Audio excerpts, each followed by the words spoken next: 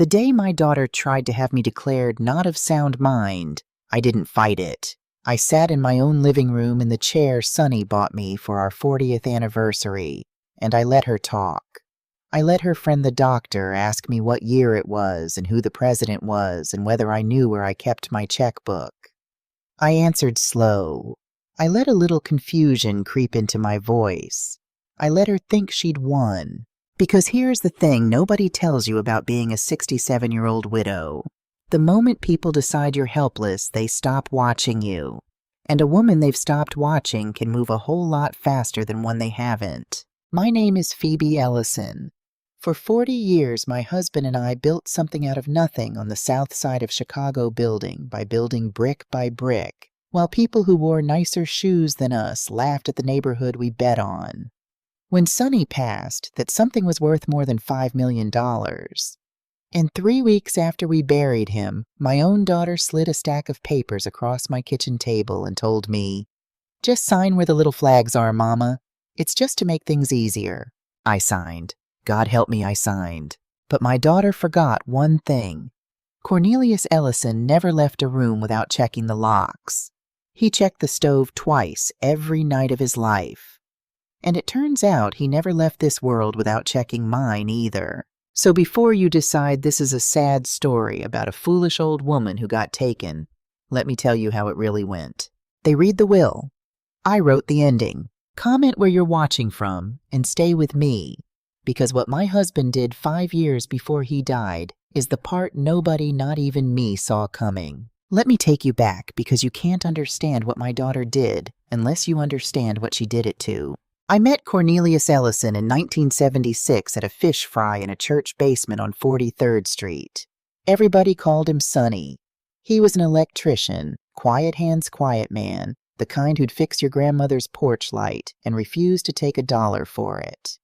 I was a nursing student then, working night shifts at Provident, coming home smelling like antiseptic with my feet swollen up like 2 loaves of bread. We didn't have anything. That's not a figure of speech. We had a rented room, a hot plate, and about $400 between us that we kept in a coffee can behind the flour. In 1978, we spent every cent of that coffee can plus a loan from Sonny's uncle on a burned-out 3-flat on Martin Luther King Drive. Everybody thought we'd lost our minds. The neighborhood was hurting back then, boarded windows, empty lots. Banks that would sooner set their money on fire than lend it to a young black couple on the south side. But Sonny walked through that wreck of a building, running his hand along the studs, and he said, "Phoebe, they're not making any more land in Bronzeville, and one day everybody's going to want back in." He rewired it himself, nights and weekends. I patched plaster and painted with a baby on my hip. We rented out the 2 units we weren't living in, and we took every dollar of profit, and we did it again and again. A building at a time. It took us the better part of 40 years. By the time Sonny got sick, Ellison Properties was 4 buildings, 3 apartment houses on King Drive, and a commercial building down on 47th, with a barber shop and a soul food spot on the ground floor. On paper, it was worth more than $5 million. But I want you to hear me, we never once ran it like it was worth $5 million. We kept the rents fair, on purpose. When the whole neighborhood started coming back, the way Sonny always said it would when the coffee shops moved in and the developers started circling our block like hawks, we watched other landlords double the rent overnight and push out families who'd lived there 30 years. We didn't do that. We couldn't, because those weren't tenants to us. That was Miss Odessa in 2C, who'd been there since Reagan, who lost her husband the same year I lost my mother. When her arthritis got bad and she fell behind, I marked her rent paid in the book and never said a word to her about it. Sonny knew. Sonny did the same thing in his own quiet way for half the building. "Our people stay housed," he used to say. That was the whole philosophy. That was the empire, keeping our people housed. Every Sunday I cooked. Not for my family, well, for them too, but for the building. A pot of greens, a pan of cornbread, whatever I had set out on the landing, so anybody having a hard week could fix a plate and not have to ask. I knew every child in those buildings by name. I knew which ones had asthma and which ones were headed to college. That was my life's real work. The nursing paid the bills. The buildings built the future. But the Sunday pot, that was who I was. Now my children. I had two. Dexter came first. He's 41 now, lives down in Atlanta, works in something with computers that he's explained to me 9 times, and I still couldn't tell you what it is. Dexter's a good boy, but he learned early that the easiest way to avoid a hard conversation is to be 4 states away from it. He calls on Sundays. He sends money when there's a problem, like money is a thing you can mail instead of showing up. I never held it against him. Some people love you from a distance because up close feels like too much to lose. And then there's Renata, my baby girl. 44 years old, sharp as a tack, beautiful like her father, and afraid of being poor in a way I never could cure her of. That's the thing about giving your children more than you had. Dexter and Renata grew up in a paid-for house, with the buildings already standing, with a mother who never once let them see the coffee can behind the flour. They never watched us count pennies. So they never learned that money is something you build. To Renata, money was just something that was supposed to be there, like the lights coming on when you flip the switch. And somewhere in her heart, the little girl who never went without grew into a woman who was terrified, absolutely terrified of the day the switch might not work. She became a real estate agent. Good one, too. But she married Gerald Boyd, and Gerald had big dreams and small follow-through, a restaurant here, a franchise there. Always one deal away from the thing that was finally going to make them. I loved Gerald. I want you to know that for later. I loved him even when I could see the two of them sinking into something they were too proud to name out loud. And then there was Imani, my granddaughter. Renata's girl, 23 years old, in her first year of law school, and the only person in 3 generations of this family who ever sat down at my kitchen table and asked me the right question. She was maybe 19, home from college, and she said, "Grandma, how do you keep the rents that low and still stay out of the red? That doesn't math." And I laughed, and I pulled out the ledgers, the real ones, the ones Sonny kept in his careful little handwriting, and I showed her. How you carry a good tenant through a bad year. How you fix the roof before it leaks instead of after. How you buy when everyone's selling and hold when everyone's buying. She stayed at that table 3 hours. Remember her. She matters more than anyone knows yet.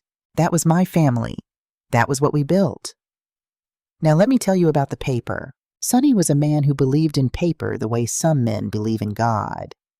"Paper outlives people, Phoebe," he'd tell me. "A handshake dies with the man who shook it.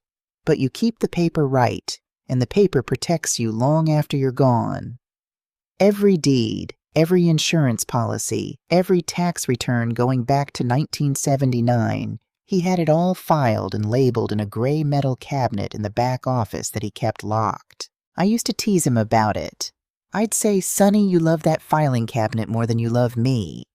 And he'd say, 'Woman, that filing cabinet is how I love you.' I didn't understand what he meant. Not really. Not for years. Because in the spring of 2020, right when the world was shutting its doors, when everybody was scared and nobody was thinking straight, Sonny sat me down at that same kitchen table where Renata would later ruin everything, and he put a stack of papers in front of me.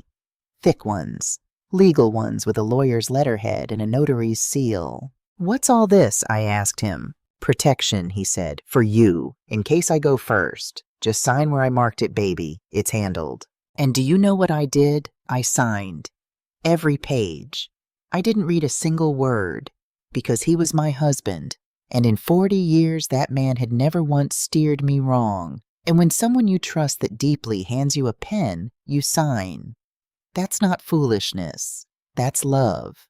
That's what love looks like after 40 years. It looks like signing without reading. I put it out of my mind completely. I never thought about those papers again. Remember that too, because that same reflex, that same signing without reading, that same trusting a familiar hand, that is exactly what my daughter used to try to take everything from me 4 years later. The very same key. It's just that Sonny used his copy to lock the door, and I handed mine to Renata. Sonny got his diagnosis in the fall of 2023. Pancreatic. By the time they found it, there wasn't much anybody could do but make him comfortable and let me hold his hand. I nursed him myself the last 5 months, me the retired nurse back on duty for the only patient that ever mattered. He passed in March of 2024 in our bed in the morning with the window cracked because he always liked to hear the neighborhood waking up.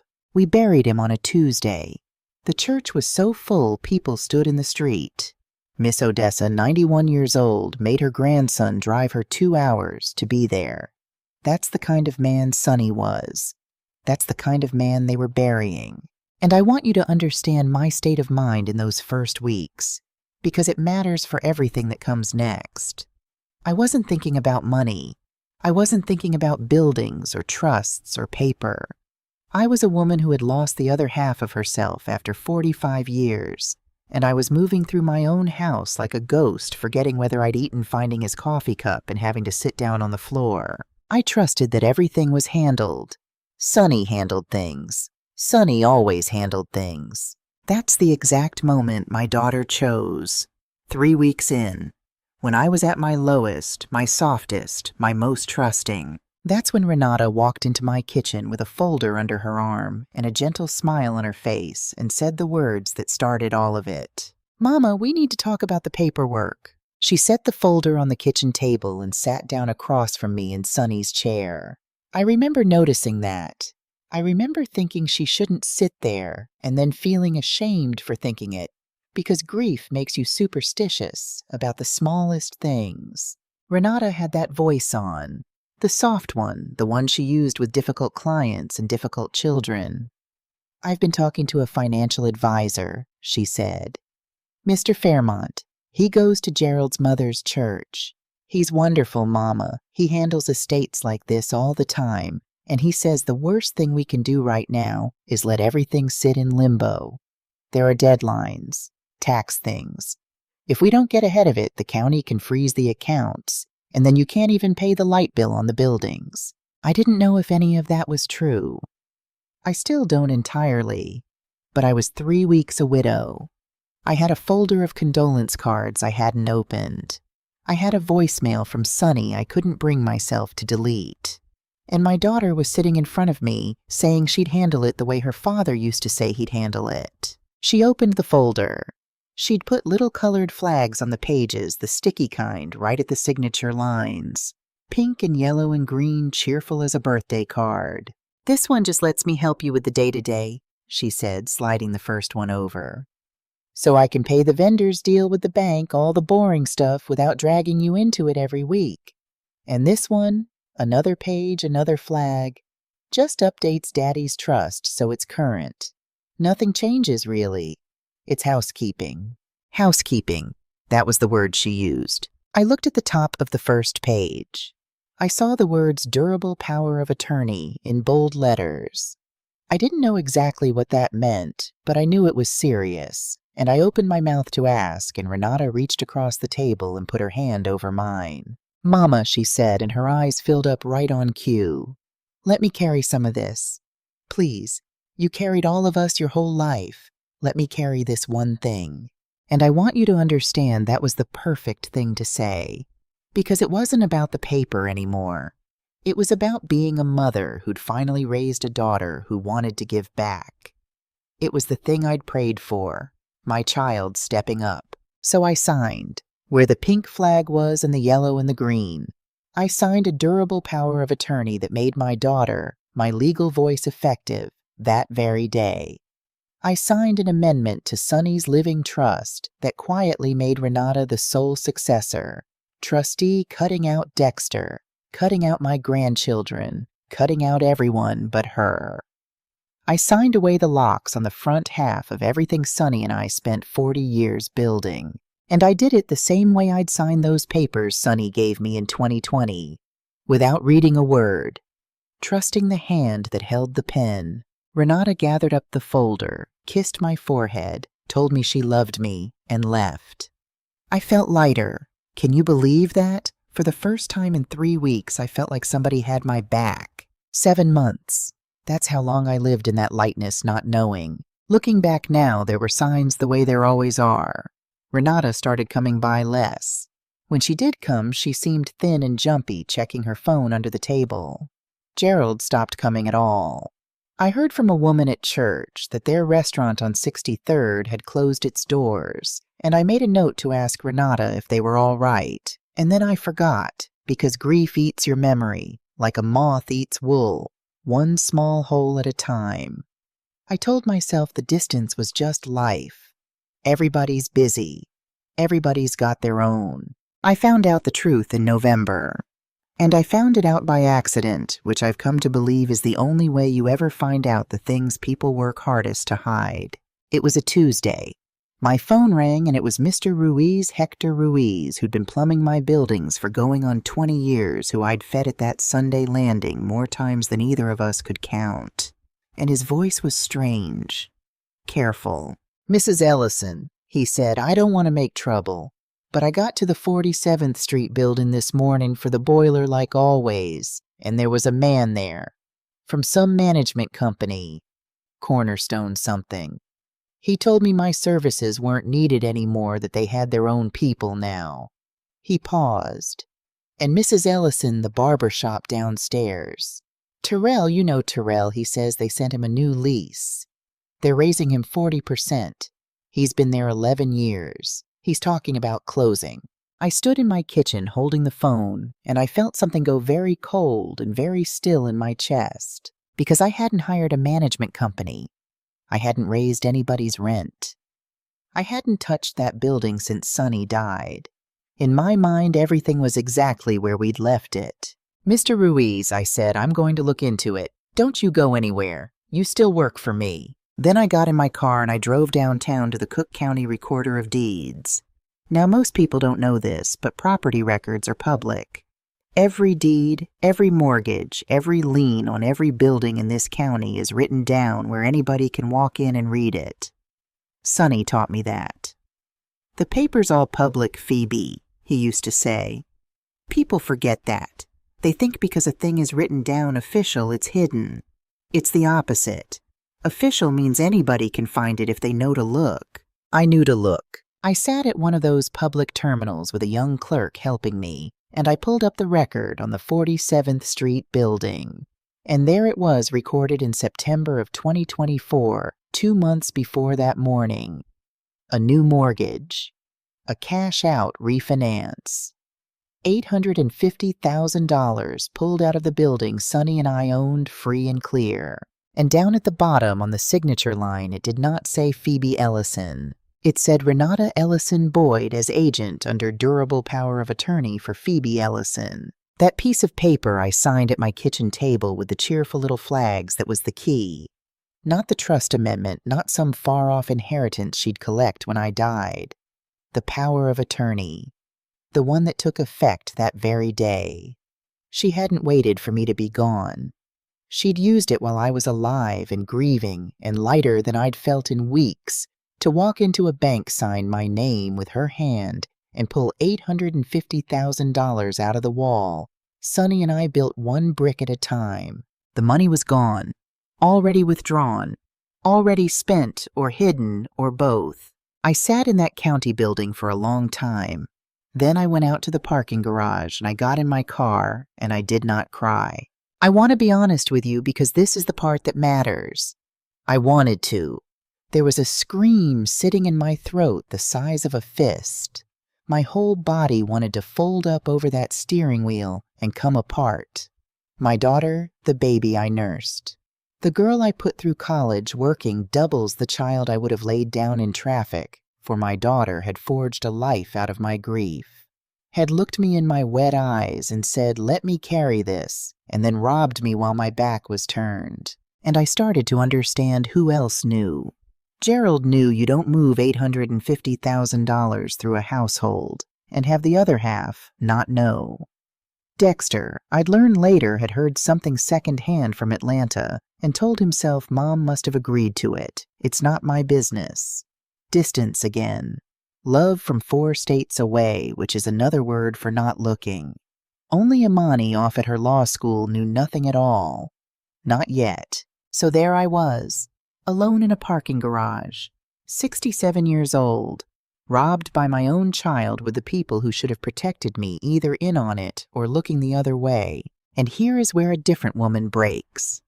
Here is where the story you were expecting goes the sad old widow taken for everything left with her memories. But I didn't hear Renata's voice in that car. I heard Sonny's. Keep the paper right, Phoebe. The paper protects you long after I'm gone. And I thought Sonny gave me papers, too. In 2020, a whole thick stack of them with a lawyer's seal that I signed without reading and never thought about again. What was in those papers? I didn't know. But I knew my husband. I knew the man who checked the stove twice and loved me through a filing cabinet. And I knew sitting in that concrete garage with my hands finally steady on the wheel that Cornelius Ellison had not spent his last healthy years handing me legal documents for no reason. I put the car in reverse. I had stopped being a widow somewhere in that parking garage. I'd become something else. Something my daughter never saw coming because she'd already decided I was too old and too broken to be worth watching. My daughter forged a future out of my grief, so I stopped grieving. I started reading. The first decision I made was the hardest one, and it went against everything in me. I decided to let them keep thinking they'd won. Here's what I understood sitting in that car. The moment Renata knew I'd found the refinance, she would move faster. She'd hide the money deeper. She'd lawyer up, and worst of all, she'd start watching me again. Right now, she wasn't watching. In her mind, I was a grieving old woman shuffling around a too-big house, no threat to anybody. That blindness was the only advantage I had, and a smart woman does not throw away her only advantage to feel the momentary relief of yelling at somebody. So I did something that cost me more than the $850,000. I called Renata that very night, and I made my voice small and warm, and I said, "Baby, thank you for handling everything. I don't know what I'd do without you. My mind's just not what it was." And I heard the relief in her breath. I heard her decide all over again that her mother was harmless. Then I hung up and I got to work. The next morning I did not go to the police, and I'll tell you why. What Renata had done sat in that ugly gray area between a family matter and a crime, and I had learned a long time ago as a black woman on the South Side that when you hand your family's mess to people with badges, you rarely get justice. You just get a different kind of loss. No, if I was going to fight on paper, I needed my own paper person first. I found Vivian Pruitt through Loretta. Loretta Geary has been my best friend since 1981, and she is the only living soul I told the truth to in those first weeks. I sat at her kitchen table and I laid it all out, and Loretta didn't gasp and she didn't cluck her tongue. She got up, poured us both something brown, and said, "Phoebe, you don't need a shoulder. You need a shark. And I know one." Vivian Pruitt was an estate attorney in her 50s, sharp-eyed with an office full of law books, and not one single decorative thing. I liked her immediately. I laid the recorded refinance on her desk, and I told her everything. The folder, the flags, the little word housekeeping. She read it all without a change in her face. Then she took off her glasses. "Mrs. Ellison," she said, "I'm going to tell you the good news and the bad news, and you're going to feel both of them at once. The good news is that a durable power of attorney can be revoked. As long as you are competent, and you are plainly competent, you can cancel her authority tomorrow. She cannot sign one more thing in your name. The trust amendment that made her sole successor trustee, because your husband's living trust is revocable, you can amend it right back. Restore your son. Restore your grandchildren. Cut her out entirely." I felt the first real breath I'd taken in a day. "Now the bad news," Vivian said. "That $850,000 is already gone. Revoking the power of attorney stops the bleeding going forward. It does not put the blood back. To recover what she took, we have to prove she breached her fiduciary duty, that she used her authority to enrich herself instead of acting in your interest, and we have to sue her for it. Your own daughter. In open court. Are you prepared for that?" I said, "Ask me again when I know how deep it goes." Vivian smiled a little, the first crack in that professional face. "Then let's find out how deep it goes." And she asked me a question that seemed simple at the time and turned out to be the most important question anybody asked in this whole story. "Mrs. Ellison, are you certain that all of your real estate is inside this one revocable trust? All 4 buildings?" And I opened my mouth to say yes, of course, and then I stopped, because I didn't know. Sonny handled the paper. Sonny always handled the paper. I knew the buildings were ours. I did not know page by page, deed by deed, how they were held. And I remembered the 2020 papers. The thick stack with the lawyer's seal that he'd slid across my kitchen table and I'd signed without reading. "There were some documents," I said slowly. "In 2020. My husband had me sign them. He said they were for my protection.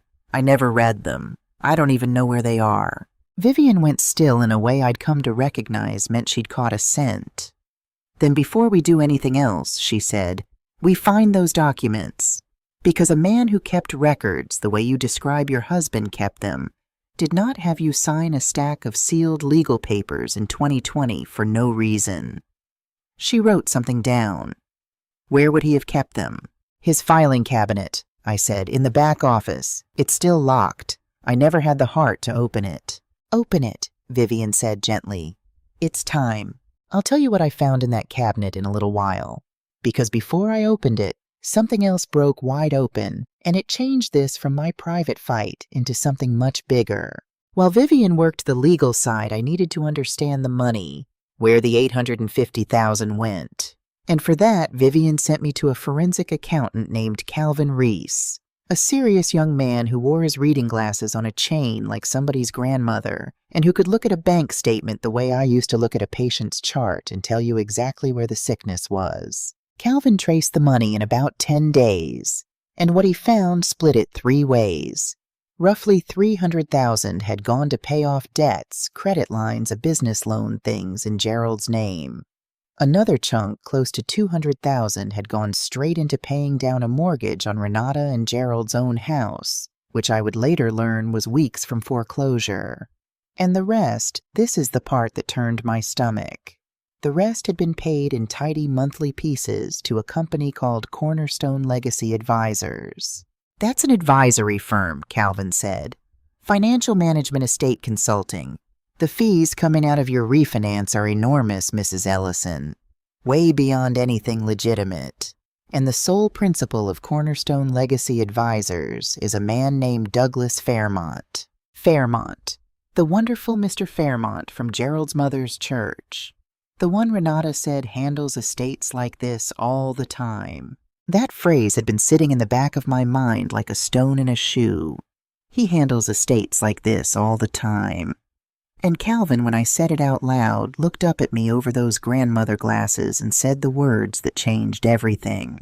"Mrs. Ellison, he does. Let me show you something. Here is the first thing I did not see coming. I had assumed my daughter was the mind behind this. That greed had gotten into Renata, and she'd gone looking for a way to take what was mine. I was wrong. She wasn't the architect. She was the tool. Calvin had pulled the public record on Douglas Fairmont and Cornerstone Legacy Advisors, and there was a pattern in it as clear as a fingerprint. Over 6 years, Fairmont had positioned himself the exact same way through churches, through funerals, through the grief of families in black neighborhoods on the south and west sides, and attached himself to elderly widows who were sitting on paid-off property. Property their husbands had spent a lifetime building. There'd been a woman in Chatham, a woman in Austin, a woman in Woodlawn, 81 years old, who'd signed a power of attorney to a nephew Fairmont had gotten to first, and who'd lost her building and died in a rented room. He didn't find rich people. He found our people. He found women exactly like me, house-rich cash, modest, freshly widowed, raised to trust the church and to trust family and to not make a fuss. He found the weak point in a family, a Renata drowning in debt, terrified, easy to whisper to, and he turned that person into the knife. He never held the knife himself. He just sharpened it, aimed it, and collected his fees. My daughter hadn't come up with this. Douglas Fairmont had come to her at her lowest and offered her a way out of her fear, and she'd taken it and told herself a story about it and used it on me. That was the moment my fight stopped being only about me, because I realized that if I simply revoked my power of attorney and quietly clawed back my money, Douglas Fairmont would shake it off and go find the next widow, the next Miss Odessa with a paid-off 3 flat and nobody watching. And I would have used my paper to save myself and left the door wide open behind me. Sonny's voice again. Our people stay housed. No, I wasn't just going to protect my buildings. I was going to take this man's whole operation apart. And I was going to do it so carefully, so quietly, and so completely that he'd never see me coming, because I was just a confused old woman, wasn't I? That was the beauty of it. Being underestimated is a kind of camouflage, and Fairmont and my daughter had wrapped me in it themselves. Calvin taught me how to build a case that would survive a courtroom. Certified copies, not printouts. Bank records with dates and stamps. Everything logged, everything backed up. Nothing that could be waved away as an old woman's confusion. I bought a fireproof box. I kept it in Loretta's house, not mine. And every Sunday I want you to sit with this. Every single Sunday I still had Renata over. I made her tea. I asked about the grandkids. I let her pat my hand and call me forgetful. And after she left, I drove to Loretta's, and I added another certified document to the box. Cold, I know, but I wasn't raised to be cruel. I was raised to be patient. And there is a difference between the two that my daughter had forgotten and was about to remember. Now for the second thing I did not see coming, and this one I'm still not sure I deserved. Imani. My granddaughter had been away at law school through all of this, knowing nothing. But she was home for a weekend in December, staying at her parents' house, and she went looking for a phone charger in her father's home office. And in a drawer that should have held pens and staples, she found paperwork. Cornerstone Legacy Advisors. Statements. A copy of a durable power of attorney with her grandmother's shaky signature on it, and a handwritten note in Fairmont's hand with a number on it, and 3 words that she said she'd never forget, before the mother finds out. Imani was 23 years old and 1 semester into learning what a fiduciary duty is. She understood exactly what she was looking at, and she had to make a choice standing right there in her father's office holding papers that could destroy her own mother. She could put them back in the drawer, walk away, and keep her family whole in the only way she'd ever known it. Or she could pick up the phone and call the grandmother who'd once spent 3 hours showing her how to carry a good tenant through a bad year. She called me that night. I remember every word. She said, "Grandma, I need you to tell me the truth, and I need you to not protect me from it. Do you know what Mom did? And I made a choice, too, in that moment. I could have lied to protect her from her mother. I decided she was too much like me to be protected from anything. So I told her everything." There was a long silence on the line. Then my granddaughter, my baby's baby, said in a voice that had gone very old very fast, "Okay, tell me what you need, because whatever this is, I'm not on the wrong side of it. I'm on yours." I want to be honest about what that cost her, because the story doesn't work if I pretend it was easy. Imani did not stop loving her mother. She cried about it more than I ever did. She was choosing between 2 women she loved, and there is no clean way to do that, and I have thanked God every day since that she chose the way she did. She became my eyes and my ears inside a house I could no longer enter. She saw the emails. She saw the calendar. She saw them planning the next move before I could have known it any other way. And in the middle of January, Imani called me with the 2 pieces of information that told me exactly how much danger I was in, and exactly why Renata's plan couldn't stop with a simple refinance. The first was the why. Imani had finally gotten her mother to break down and talk one late night, the way daughters and mothers do. Gerald's restaurants hadn't just failed, they'd failed catastrophically, personally guaranteed, and on top of it, Gerald's mother was dying in hospice with bills nobody could pay. Fairmont had found Renata at the exact bottom of that pit and lowered down a rope.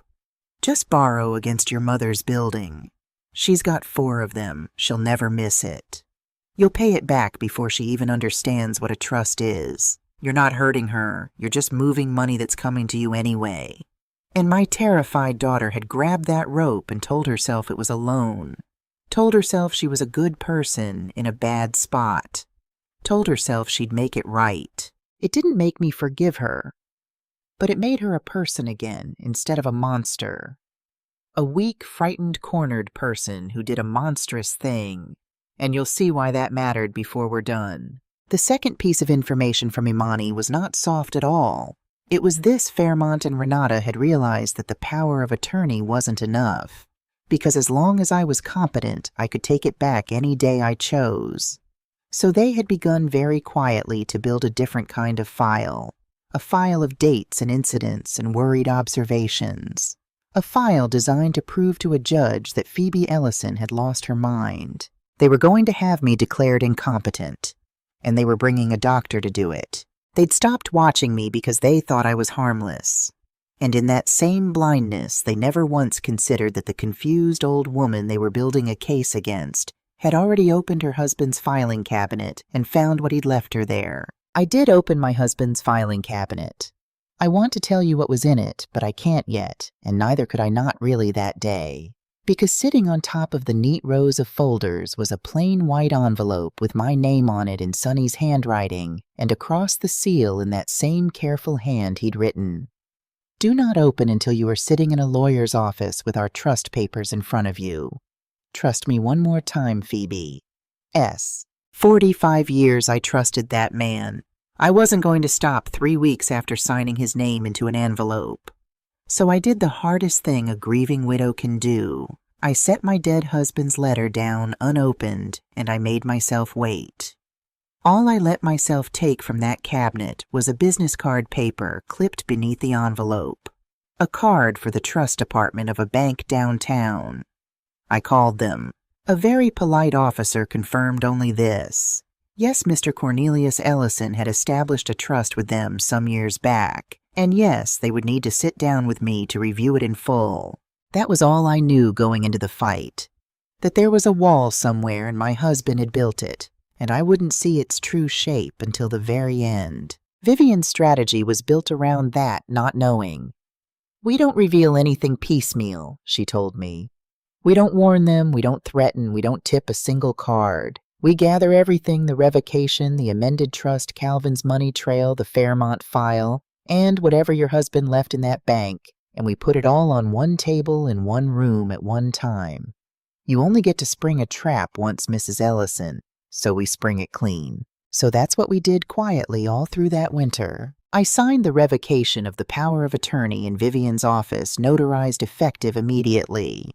From that moment, my daughter's legal authority over me was dead. She just didn't know it yet, because she had no new transaction in front of her to bounce off the wall. Vivian served it quietly on the banks, so Renata couldn't do one more dollar of damage. I signed a new amendment to the revocable trust restoring Dexter and my grandchildren, removing Renata as trustee entirely. And Vivian packaged the Fairmont evidence, Calvin's trail, the pattern of widows, the whole rotten history of Cornerstone Legacy Advisors, into a complaint ready to file with the Illinois Securities Department and the Attorney General's Elder Justice Division the moment I gave the word. Everything loaded, nothing fired, waiting. There was one bad night in February when the whole thing nearly came apart. Renata got suspicious. Not of me, she still thought I was harmless, but she sensed a leak. Money had a way of not moving as smoothly as Fairmont had promised, and she started to feel watched. And one evening, she picked up Imani's phone off the counter and saw a text thread. My name in it. Something about the box at Miss Loretta's. Imani called me that night in tears, whispering from her old bedroom. "She saw it, Grandma. She didn't see much, but she saw your name and she saw Loretta's. She's asking me what's going on." Now here is where I need you to understand the difference between panicking and thinking. A panicking woman confesses or runs or calls it all off. I did none of those. I sat down at my own kitchen table in the dark, and I asked myself, what do I want Renata to believe? And the answer was, I wanted her looking the wrong way. So the next morning I called my daughter and I let my voice shake and I told her a lie wrapped around a piece of the truth. I said, baby, I have to tell you something and I'm ashamed of it. Loretta's been in my ear. She found out about the money on the building and she's got me all worked up talking about lawyers saying I should sue the bank to get every dollar back. I don't want to do that. I don't understand any of it, but she keeps a box of papers and she won't let it go. I told Amani to help me understand what Loretta's even talking about. Do you see what I did? I gave Renata a threat she could handle. A confused old woman egged on by a meddling friend planning to chase cash, the $850,000, through a lawsuit against the bank. So Renata spent the next 6 weeks defending the wrong flank entirely. She and Fairmont braced for a fight over money that was already spent. They never once looked at the buildings. They never once imagined that the real war was over the property and the trust in a sealed envelope in a bank downtown. I fed my daughter the fear I wanted her to have, and she ate it because it fit the story she'd already decided to believe about me. Now I have to tell you about the worst afternoon of my life. Worse than the refinance. In some ways worse than the day I buried Sonny, because on the day I buried Sonny, at least my child stood beside me and grieved. It was a Sunday in March. Renata called and said the family was going to come by and check on me, which they never did altogether anymore, so I knew something was coming. I just didn't know what shape it would take. They arrived a little after 2. Renata and Gerald and Dexter flown in from Atlanta, which told me how serious this was.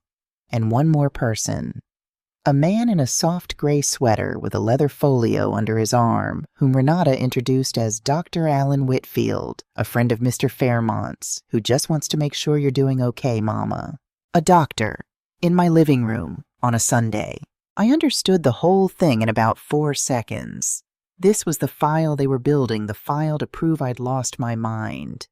This friendly visit was a competency evaluation staged in my own home with witnesses, so that a judge would one day read a doctor's note and a daughter's worried testimony and declare that Phoebe Ellison could no longer be trusted with her own life. That's the piece they still needed, because as long as I was competent, I could revoke that power of attorney any day I chose, which of course I already had in secret. They were building a case to stop me from doing the very thing I'd already done. The irony of it nearly made me laugh. I didn't. I had a part to play. So the doctor asked his gentle, terrible questions. What year is it, Mrs. Ellison? Do you know who the president is? Can you tell me what you had for breakfast? And this is the one that Renata leaned forward for. Do you understand your finances? Mrs. Ellison, do you know how your bills get paid? Do you remember signing documents last spring? And I performed. God forgive me, I performed the part they'd written for me. I let my eyes go soft and lost. I said, oh, my Renata handles all that. She's so good to me. I don't worry about the money, I just leave it to her. I fumbled the date by a year and let Renata gently correct me. I called Dexter by his father's name once on purpose and watched my daughter's face fill up with what I'm sure she told herself was concern. Every second of it was a knife. My own child sitting in my living room coaching a stranger to certify me as broken and looking the whole time so tender. It's okay, Mama. Take your time, Mama. We just want to protect you. That word again. Protect. The same word Sonny used in 2020 for the envelope I hadn't opened. The same word Renata used at my kitchen table with her cheerful little flags. My whole life, the people who loved me protected me. And now the word had been turned into a weapon and pointed at my mind. Dexter wouldn't look at me. He sat in the corner, my faraway son staring at his hands, and I understood that he didn't know the whole of it, and didn't want to, that he'd flown in to support his sister, and was already sick with the something wrong of it, but too much of a coward to ask. I didn't hate him for it. I filed it away. Only one person in that room knew I was acting. Loretta had come over to keep me company, and she sat beside me on the couch, and at the exact moment I thought I might break, when the doctor asked me very kindly whether I ever got confused about where I was, Loretta reached over and took my hand down low out of sight and squeezed it once. Hard. And that squeeze said everything my best friend of 44 years needed to say. Hold. You're not confused. You're the sharpest one in this room. Hold. And I held. I want to tell you what it takes to sit in your own home and let people you love build a lie that you are less than human, and to help them do it, and to smile. It takes a kind of strength I didn't know I had until that afternoon. Anybody can fight when fighting feels good. It's a whole other thing to lose on purpose in front of witnesses, because you can see 3 moves further down the board than the people beating you. They left around 5, satisfied. Dr. Whitfield shook my hand and told me I was doing just fine, all things considered. Renata hugged me at the door and whispered that she loved me and that she'd take care of everything. I didn't have to worry about a thing. I know you will, baby, I said. You've got it all handled. And here is the move I'd been setting up the whole afternoon. As she was leaving, I let myself get a little teary and confused, and I said, Renata, Loretta keeps saying I can't take care of this big house by myself anymore, and maybe she's right. Maybe I'm not up to it. Maybe I should let you handle finding me one of those nice places. Whatever papers I need to sign to make it simple for everybody, I'll sign them. I just want it easy. I'm tired, baby. My daughter's whole face opened up like sunrise. This was everything she wanted handed to her by my own trembling hand. Me agreeing to be moved out and signed over voluntarily. No messy guardianship fight needed. Just Mama giving up. Of course, Mama, she said, and I could hear her already spending it. I'll set it all up. There's an office we can go to get everything signed at once. I'll bring Mr. Fairmont. He'll make it painless. Bring everybody, I said. Let's just get it all done in one room. In one room. Vivian's words out of my mouth, and my daughter thanked me for them. She thought she was coming to sign me away. She was coming to sign for what she'd done. The meeting was on a Thursday morning in April in a conference room on the 14th floor of a downtown office building. Renata had arranged it herself, thinking she was arranging my surrender. She walked in like she already owned the room, and in her mind she did. Gerald came with her tight around the eyes. And Douglas Fairmont, I was seeing him in person for the first time, glided in behind them in a beautiful suit, all warmth and teeth, carrying that leather folio like a preacher carries a Bible. He shook my hand and told me what a wise decision I was making, how much easier everything would be now. Dexter came too quiet, guilty, not sure why he was there. Renata had told them all the same thing. Mama's finally agreed to sign everything over and move into a home. Come make it official. What Renata didn't know was that the room wasn't hers. It was Vivian's. And beside Vivian sat a silver-haired gentleman I'd only spoken to on the phone, the officer from the bank's trust department. And in front of him in a folder sat papers my daughter had never seen and never imagined. Renata sat down and reached for a pen, cheerful, ready. So, Mama, where do we start? Vivian answered before I could. We start, she said, with a few corrections to the record, and I watched my daughter's face begin to change. Vivian laid it out flat and calm, 1 page at a time. First, the durable power of attorney Renata had been operating under was revoked weeks ago. Notarized, served on the bank's dead. She hadn't had the legal authority to sign my name to a grocery list since February and hadn't known it. Second, the trust amendment that made her sole trustee had itself been amended, restoring Dexter and the grandchildren, removing her entirely. Renata's mouth opened. That's Mama, you're confused, you don't understand what you... She understands perfectly, Vivian said.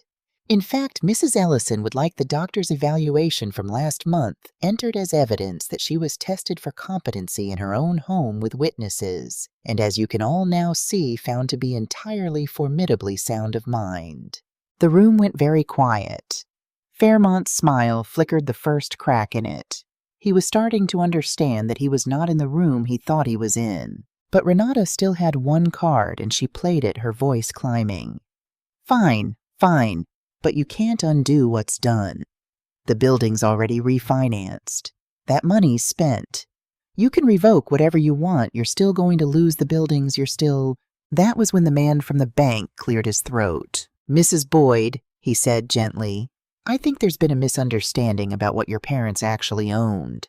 He opened his folder, and he explained in the mild voice of a man who has delivered difficult news to 100 families, the thing that none of them knew. The thing I myself did not fully know until that moment. In the spring of 2020, Cornelius Ellison had come to that bank and established an irrevocable trust. And into it he had placed the 3 apartment buildings on Martin Luther King Drive, the heart of everything $3.5 million of it. Not the revocable trust Renata had raided. A separate irrevocable one, with the bank itself serving as trustee. I had signed it, that thick stack of papers, in 2020, the ones I never read, the ones he said were for my protection. I hadn't been signing away anything. I'd been building a vault. An irrevocable trust of this kind, the officer said, is not controlled by the beneficiary, and it cannot be reached by a power of attorney. Mrs. Boyd, the 3 King Drive buildings were never your mother's to sign, and therefore never yours to take. They have been held by this bank untouched the entire time. The only property your authority could reach was the commercial building on 47th Street, which sits in the revocable trust. That is the one and the only one that was refinanced. I watched it land on my daughter. I watched her understand that the empire she thought she'd captured had never been in the field at all. That her whole scheme, all of it, every lie and every flag and every tender word, had only ever reached 1 building out of 4. That the man she'd tried to outmaneuver had walled off the crown jewels 5 years before she made her first move, and that the wall had gone up the very same season she'd later come whispering. Renata sat back like she'd been pushed. Fairmont was already gathering his folio, already calculating his exit. He would find on his way out that Vivian had a second envelope for him, a copy of the complaint about to be filed with the Illinois Securities Department and the Attorney General. But that comes in a moment, because the bank officer wasn't finished. He reached into his folder one more time and he took out a plain white envelope and he slid it across the table to me. "Mr. Ellison left instructions," he said quietly, "that this be given to you in a lawyer's office, with the trust papers in front of you." He was very specific. It was the envelope from the filing cabinet, my name in Sonny's hand. I'd carried it in my purse for weeks, unopened, honoring a dead man's instruction. And now I was sitting exactly where he'd told me I'd have to be sitting before I was allowed to read it. My hands were not steady when I opened it. I'll be honest about that. The whole room fell away. It was 1 page. His handwriting a little shaky already in 2020 when the first tests were coming back, and he wasn't telling me yet how scared he was. It said, "Phoebe, if you're reading this in a lawyer's office, then someone you love did the thing I prayed they wouldn't. I couldn't stop their weakness, but I could put a wall around your life that no signature can knock down. The buildings were never the inheritance, baby. You were. Keep the paper right." I did. Sonny. And that was when I cried. Not before. Not through the refinance. Not through the doctor and his terrible gentle questions. Not through a winter of making tea for the daughter who was robbing me. I hadn't given them a single tear. But sitting in that conference room, I put my head down and I wept because for 7 months I had believed I was fighting this alone, a foolish old woman who'd signed away her life scrambling in the dark to save herself. And I hadn't been alone. Not for 1 day of it. My husband had seen this coming from inside his own dying. He couldn't fix his daughter. He couldn't take her fear away, or Gerald's debt, or the weakness that would one day put a pen in her hand at my kitchen table. But he could do the one thing he'd done his whole life. He could keep the paper right. He'd built me a wall out of paper and love, and a filing cabinet he guarded like it was the most precious thing he owned, and then he'd waited folded up in an envelope 5 years to reach across death and hold my hand in the exact moment I'd need it most. The buildings were never the inheritance. You were. Imani was there, I haven't said, but she'd come and she was standing behind my chair and she put both her hands on my shoulders while I cried and she didn't say a word. It was Renata who broke the silence, and when she did, the whole thing finally came out of her. "Mama, Her voice cracked into pieces. "The restaurants failed. All of them. Personally guaranteed we were going to lose the house. And then Gerald's mother got sick, and there was no money for the hospice, none. And Fairmont said he said you had 4 buildings you'd never even notice. He said I could put it back before you understood. I told myself it was a loan. I told myself I'd fix it before you ever—" She was sobbing now. "I never wanted to take it from you. I just got so scared. I got so scared, Mama." And there it was. Not a monster. A frightened woman cornered by her own life and hunted by a man who made a living finding frightened people. It didn't excuse one thing she'd done, but it turned her back into my daughter sitting there wrecked, and something in me that I thought had gone cold for good turned over one more time. I wiped my face. I folded Sonny's letter and put it back in my purse close to me, and then I did what I'd come to do, not to wound her, to close it. I told them plainly how it would be. The King Drive buildings were safe and always had been. The 47th Street refinance was legally valid. Renata had held a real power of attorney when she signed it, but using it to enrich herself was a breach of her duty to me, and I would be suing her and Fairmont to recover every dollar of the $850,000. Fairmont, in addition, was now a matter for the state and for the other families he'd done this to, the women in Chatham and Austin and Woodlawn, who would be getting a phone call. And Gerald's mother, I looked at Gerald when I said this, Gerald's mother would have her hospice paid.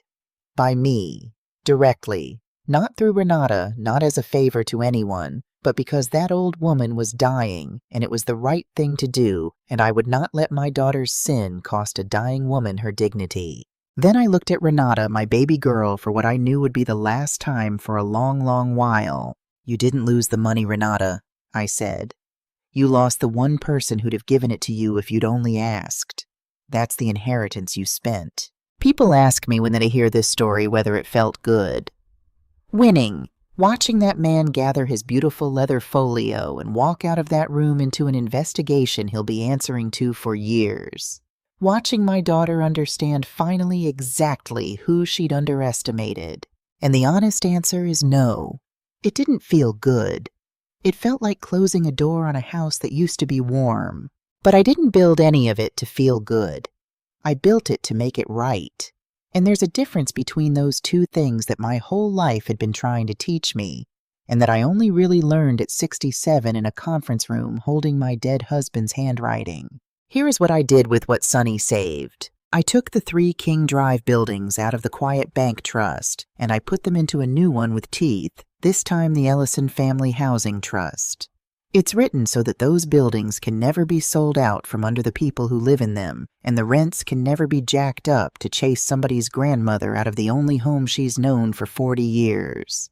Miss Odessa's rent is still marked paid, and now it always will be long after I'm gone, whether anybody remembers why or not. Our people stay housed. Sonny put that in writing, and so did I, and paper outlives people. He taught me that. The $850,000 we recovered most of in time through the courts. It wasn't clean, and it wasn't quick, and it meant sitting in a courtroom across an aisle from my own child, which is a thing I hope none of you ever have to do.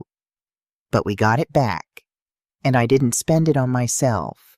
I started a scholarship in Cornelius Ellison's name for young people from the South Side who want to study law, because I had learned the hard way that the difference between a family that gets protected and a family that gets picked apart is very often just whether anybody in it knows how to read the fine print. The first scholarship went to Imani. She's specializing in elder law now. Says she wants to spend her career finding the Douglas Fairmonts before they find the next widow. She chose her grandmother over her mother in the worst week of her life at 23 years old, and she has never once asked me to tell her she did the right thing, which is exactly how I know she did. As for Renata, I want to be careful here because I know how you want this to end. You want the phone call. The tears the Sunday dinner where we all come back together and grief turns to grace. Real life doesn't hand you that on a schedule, and I won't lie to you and say it did. Renata is in therapy. She's paying me back slowly on a plan the lawyers drew up, and every payment is a small hard apology neither of us knows how to say out loud. Gerald's mother passed that summer in a good hospice without pain with her bills quiet, and Renata knows who made sure of that, and I think it's the one thing she can't yet look at directly. We are not healed. We may not be in whatever time I have left. But the door isn't shut all the way. I left it open a crack on purpose, the way you leave a light on for someone who might find their way home late. That crack is not for her. It's for me. Because I refuse to let what she did turn me into someone who could close a door on her own child forever. So that's the whole of it. That's how a foolish old woman who signed without reading got taken for one building and kept the other 3, and her name and her mind and her husband's last words to her. All because that man loved her enough to keep the paper right. They read the will. I wrote the ending. They say the meek inherit the earth. Maybe, but the ones who read the fine print, we get to keep it.